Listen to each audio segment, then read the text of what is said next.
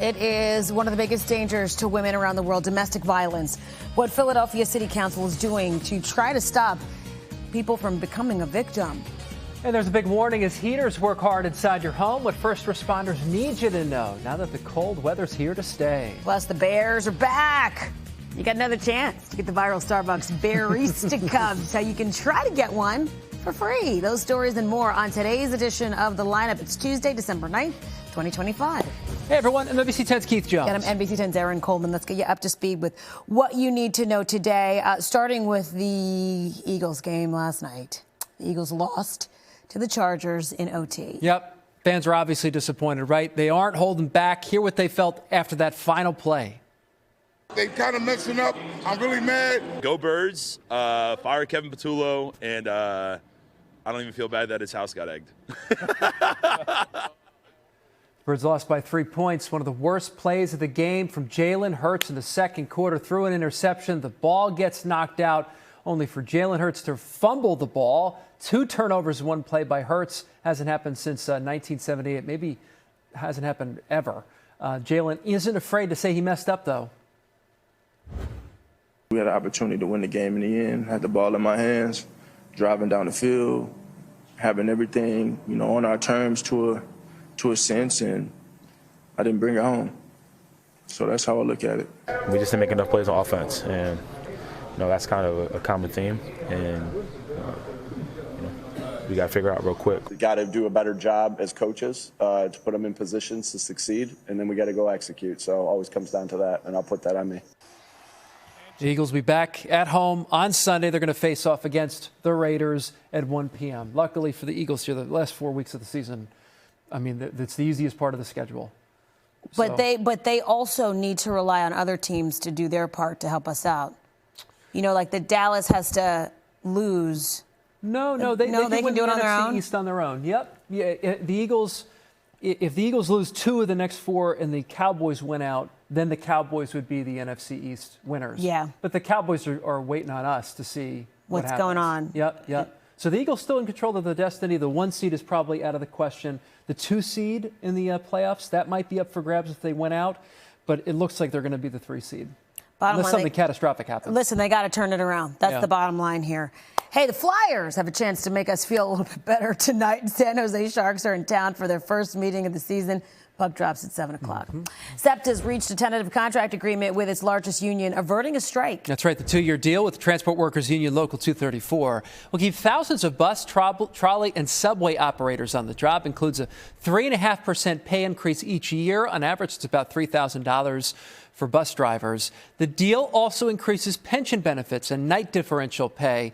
We expect the union to ratify the new contract this week. It'll then go before SEPTA's board for a final vote on December 18th.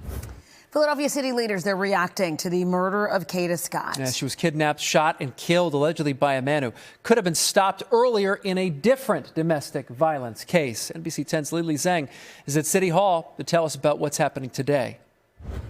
The purpose of today's hearing is to look at policies protecting victims of domestic violence. Philadelphia police say every year they respond to more than 100,000 of those calls related to domestic violence. So they will be here at this hearing later on this morning, along with the parents of Kada Scott. They are expected to testify around 10 o'clock. Scott's remains were found in October near the vacant Ada H. Lewis Middle School. She'd been missing for more than 2 weeks. Investigators have since charged Keon King with kidnapping and murder. King was previously charged in a separate kidnapping and assault case, but that case was withdrawn after the victim did not show up for court.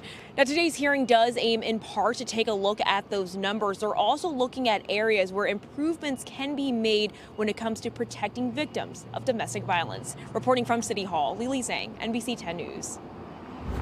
Funeral arrangements, they're now set for fallen Philadelphia police officer Andy Chan. He died last week. He was struck by a van in the line of duty back in 2019. A traumatic brain injury sent him into a coma for nearly a year. There will be a public viewing for Officer Chan on Monday and Tuesday. Funeral service will be held Tuesday at the Cathedral Basilica of Saints Peter and Paul. We have all the details on our website and the free NBC 10 News app.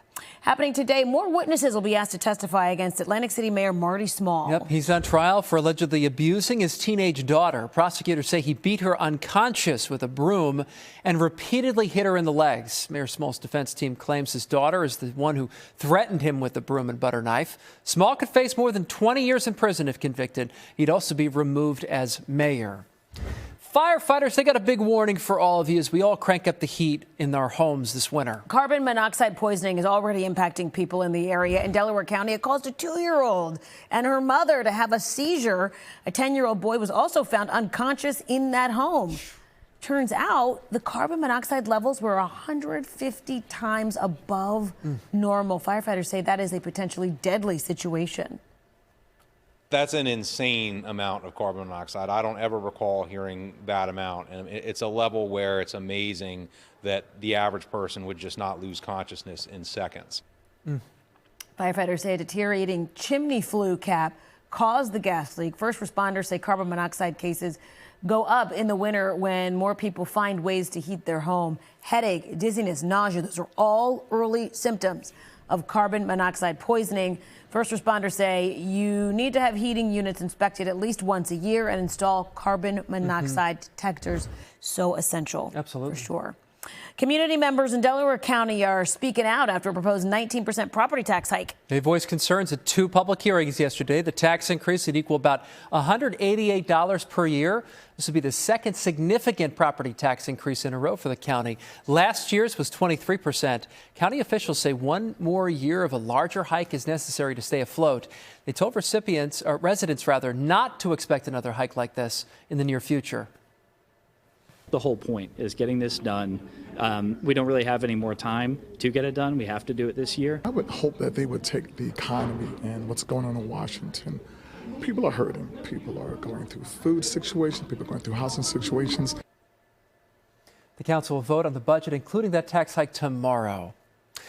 Hey, speaking of money, there's still time to strike it rich, right? There's still time. The Powerball lottery jackpot is still up for grabs. Nobody won last night's drawing. The new jackpot is now $930 million. The next drawing is tomorrow night. Good luck if you play. We can keep dreaming, right? Hey, Starbucks is bringing its viral Barista cups out of hibernation. Those bear-shaped cups caused a frenzy last month when they sold out within minutes. Now they're available again for free. You have to compete in the Starbucks for Life Marathon. The chain plans to give away the cups to 17,000 lucky winners between now and January 4th. So you can win the lottery, you can win one of these bear cups. Hey, at least you can play that little game for free, though. That's right. You don't have to spend $2 and $2 and $2 to try and win the lottery. That's right. Look, I've played enough. I feel like I've wasted enough money on between the Mega Millions when it was really high and now Powerball. I'm just going to play this little game. But I think I'm going to play still. That's the thing. Are you? I think so, yeah. How much money are you willing to, like, put down on it? $2. That's it. That's it? You only do one? I'll just do one. Yeah, all it takes is one, Erin. All right. So they say. All your eggs in one basket? Yeah, I'll hit the multiplier. I'll put $3 in.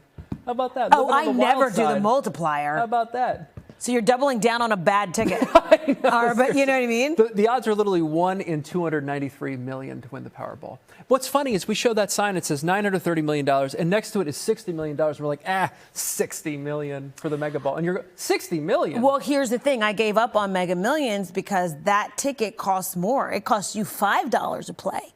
So I'll play Powerball for $2. Listen to me. I just said I wasn't going to play anymore. You know what we're paying for? The fantasy. You're paying for the fantasy. You're going, I have some stake in the game.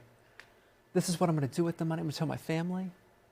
You know what I'm saying? Honey, we're rich. Honey, we're going to be rich. Watch the NBC 10 News at 11 o'clock tonight for the numbers. For the numbers. That's it. And then you won't win. And then we will be disappointed. No, you'll totally win. That's what I'm saying, right? Hey, you want me to win. I do. I'm a generous guy, yeah. I want you to win. You're generous. Extra nice. Yeah. And see, now it's on a recording. Perfect. That does it for today's edition of The Lineup. For Erin Coleman, I'm Keith Jones. You can get NBC 10 News updates right here on the NBC 10 app and catch us weekday mornings from 5 to 7 a.m. Have a great day. See ya.